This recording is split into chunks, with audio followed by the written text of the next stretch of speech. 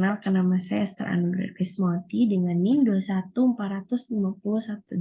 Nah, kali ini saya di sini akan menjelaskan sedikit mengenai financial technology atau yang sering kita dengar yaitu fintech. Nah, sebelum lebih lanjut menjelaskan mengenai fintech sendiri, fintech ini merupakan bagian dari industri keuangan non-bank. Nah, saya akan menjelaskan sedikit mengenai apa industri keuangan non-bank. Nah, industri keuangan non-bank sendiri atau yang disingkat IKNB ini merupakan lembaga yang menyelenggarakan aktivitas keuangan berupa penghimpun dana dari masyarakat lalu menyalurkannya untuk kegiatan investasi di perusahaan serta menerbitkan surat berharga. Nah, industri keuangan non-bank dalam istilah dahulu ini disebut sebagai lembaga keuangan bukan bank atau LKBB. Nah, ini didirikan sejak tahun 1972 menurut surat keputusan Menteri Keuangan nomor 38 garis miring MK garis miring 4 garis miring 1972. Tujuan pendirian ialah untuk mendorong perkembangan pasar modal agar penyaluran dananya lebih efisien sehingga meningkatkan kesejahteraan masyarakat. Industri keuangan non-bank ini merupakan lembaga yang diawasi oleh OJK atau Otoritas Jasa Keuangan. Yang kita tahu ya OJK ini berperan sebagai lembaga pengawasan keuangan yang ada di Indonesia. IKNB ini memiliki fungsi selain menghimpun dan menyalurkan dana, juga memiliki beberapa fungsi lain. Yang pertama, yaitu untuk menghimpun dana masyarakat serta mengeluarkan surat berharga. Yang kedua, memberi layanan penyertaan modal ke perusahaan. Yang ketiga, memberi permodalan kepada masyarakat ekonomi menengah ke bawah sehingga mereka mampu membangun usaha.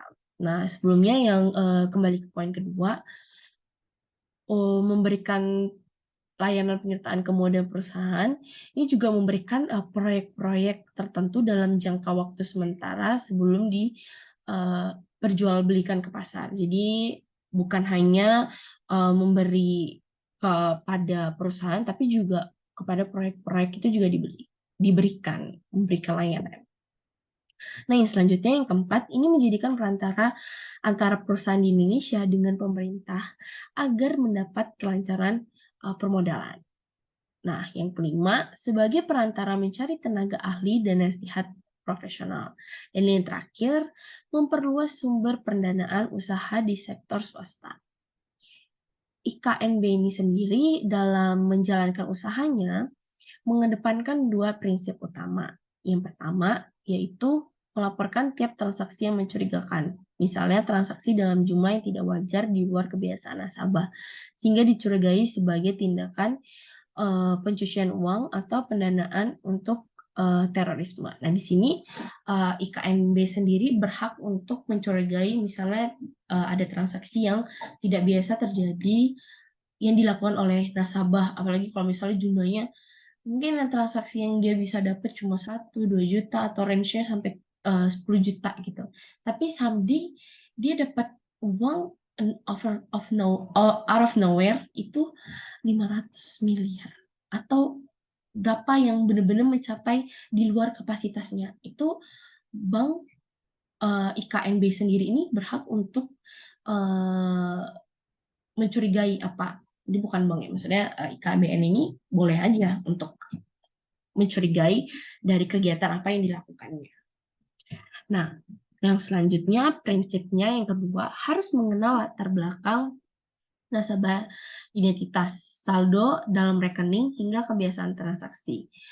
Nah, jadi poin pertama, prinsip pertama dan prinsip kedua ini sebenarnya saling berkaitan, di mana mereka juga harus mengetahui kebiasaan-kebiasaan yang dilakukan nasabahnya, itu mengetahui transaksinya kemana, atau mendapatkan transaksi, itu juga pihak dari industri keuangan non-bank ini berhak aja mengetahui dan mengetahui dari latar belakang nasabahnya, sehingga Kalau misalnya ada yang mencurigakan, kembali lagi yang seperti saya jelaskan, dapat dilakukan pengecekan dalam pihak yang berwenang. Nah, selanjutnya saya akan menjelaskan sedikit mengenai vintage atau financial technology.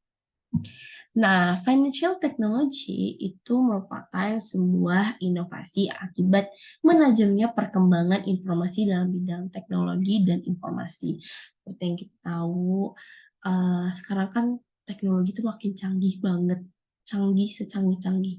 Jadi kayak nggak bisa ketebak-tebak, hidup kita semakin lama tuh semakin canggih. Nah, bukan hanya yang kita rasakan seperti sosial media, kita mendapatkan informasi secara cepat, tapi di bidang keuangan ini juga bisa berkembang. Kayak kita nggak tahu dulu kita cuma bisa yang namanya membayar segala sesuatu cash secara tunai.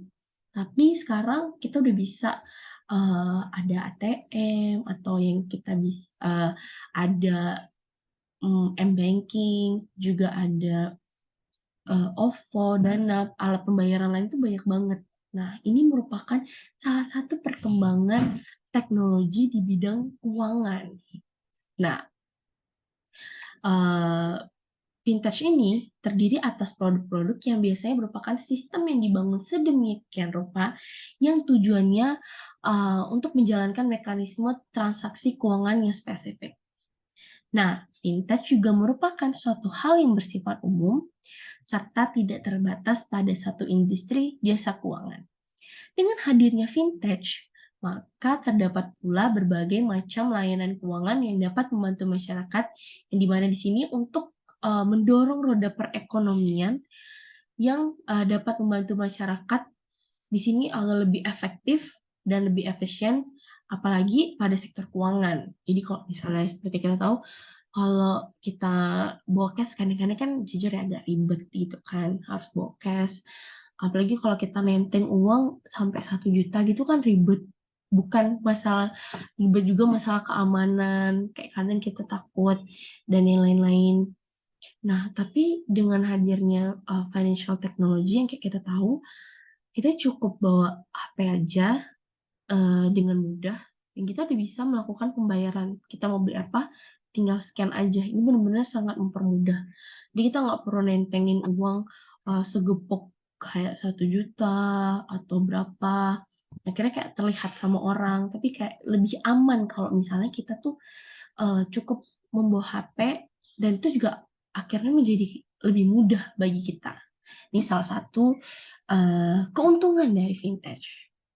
Nah, secara umum sendiri, vintage ini merupakan inovasi teknologi dalam bidang layanan transaksi keuangan.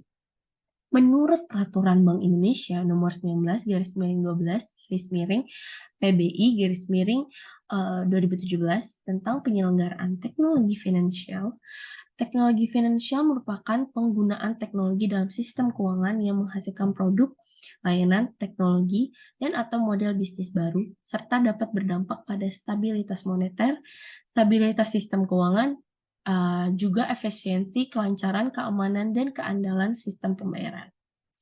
Nah, lebih lanjut, menurut peraturan tersebut, tujuan dilaksanakannya teknologi finansial ini untuk mendorong adanya inovasi di bidang keuangan dengan jalan menerapkan perlindungan konsumen serta risk management, risiko manajemen, dan prudential principle guna tetap menjaga stabilitas moneter, keuangan, sistem pembayaran yang efisien, lancar, aman, dan andal. Nah, teknologi keuangan sendiri ini merupakan hal yang berkembang dari sektor keuangan dalam perekonomian yang dapat menjadi sektor kunci dan terus berkembang sesuai dengan kebutuhan masyarakat. Nah, landasannya apa sih kalau di financial technology ini sendiri? Nah, landasan hukum yang ada mengenai financial technology ini itu tertuang dalam peraturan OJK RI nomor 13 garis miring peraturan OJK titik 02 garis miring 2018. Nah, tentang inovasi keuangan digital di sektor jasa keuangan. Menurut OJK, peraturan OJK ini sendiri, perkembangan teknologi inovasi ini, keuangan itu tidak dapat diabaikan secara semata-mata. Inovasi ini tuh perlu diarahkan agar dapat menghasilkan, mengedepankan perlindungan konsumen serta, bertanggung jawab mengenai keamanan, terus, berjalan semuanya dengan baik. Nah, vintage ini juga terbagi atas 4 segmen utama. Yang pertama itu payment, yang kedua advisory service, yang ketiga financing, dan yang terakhir ada compliance. Nah, vintage ini sudah cukup mempengaruhi kebiasaan transaksi yang terjadi di masyarakat menjadi lebih praktis, efektif, dan efisien. Vintage pun akan sangat membantu masyarakat untuk lebih mudah dalam meningkatkan literasi keuangan yang terjadi sekarang. Nah, contoh dari penerapan vintage yang kita ketahui itu ada mobile payment, digital bank, ada juga robot advisor, ada digital lending, dan credit insurtech, dan masih banyak lain-lainnya. Nah, vintage ini sudah mengalami perluasan dan perkembangan yang cukup masif. Nah, sejarah vintage ini dapat diperluas menjadi vintage 1.0, vintage 2.0, dan vintage 3.0. Nah, di sini juga ada vintage 3.5.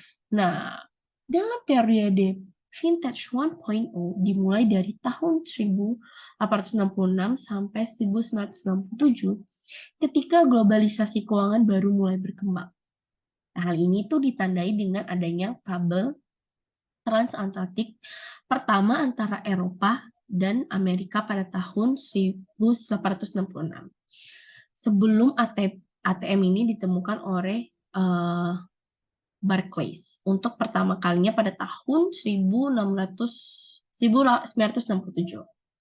Sebelum periode ini, industri keuangan telah mengadopsi teknologi analog tradisional seperti telegraf, rel kereta api, kanal, dan kapal uap yang mendukung keterkaitan keuangan lintas batas, memungkinkan transmisi cepat informasi keuangan serta transaksi dan pembayaran di seluruh dunia. Era ini juga mewakili pertama kalinya kartu kredit digunakan sebagai alat pembayaran. Periode vintage 2.0 ini dilanjutkan dengan ditemukan mesin ATM oleh Barclays pada tahun 1967.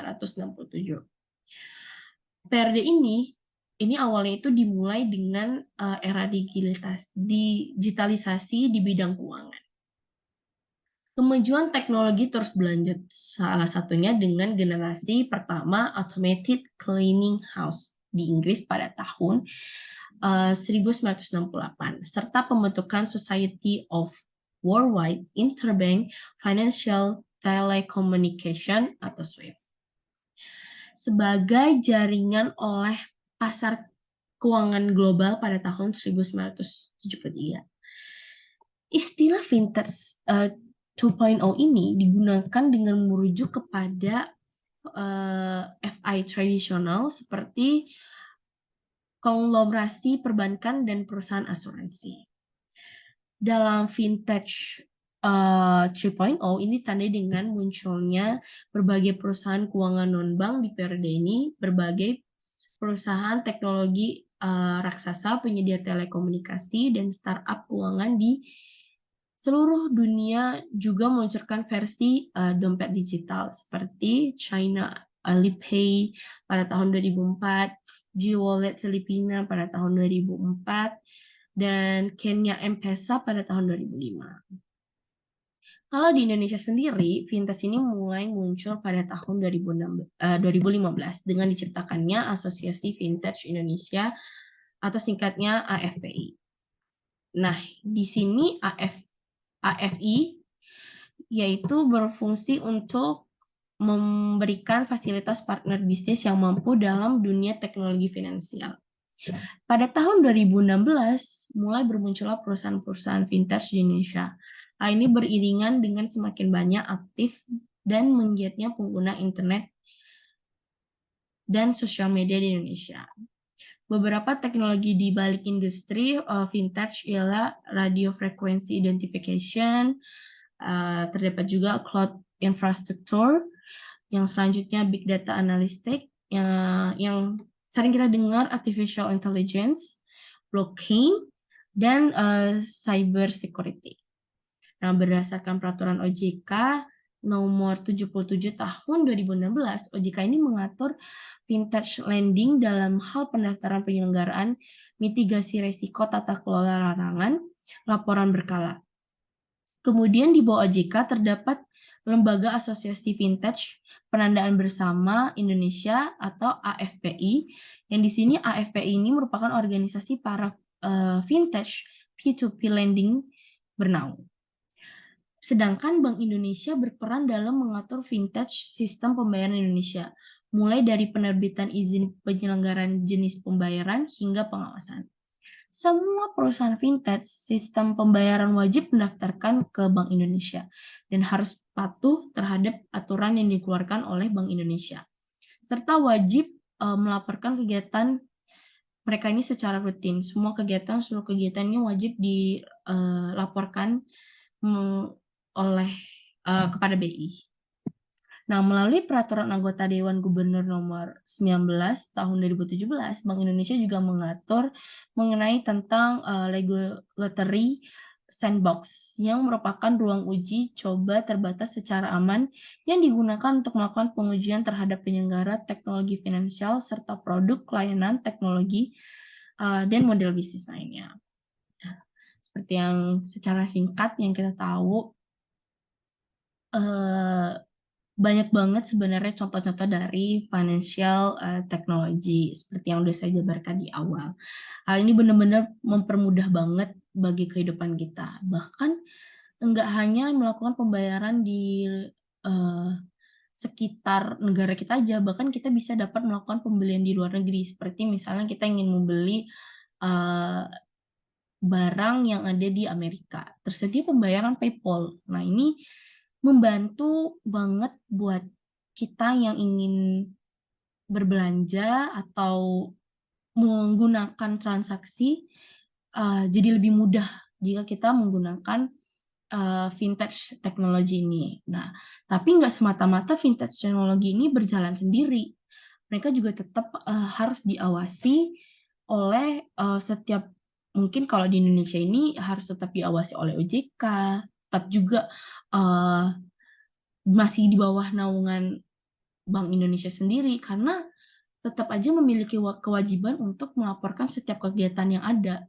Setiap kegiatan yang dilakukan di dalam vintage ini semuanya dilakukan, diawasi oleh OJK dan dilaporkan kepada Bank Indonesia. Sekian penjelasan saya mengenai sedikit dari financial technology dan industri keuangan non-bank. Saya ucapkan terima kasih atas perhatiannya.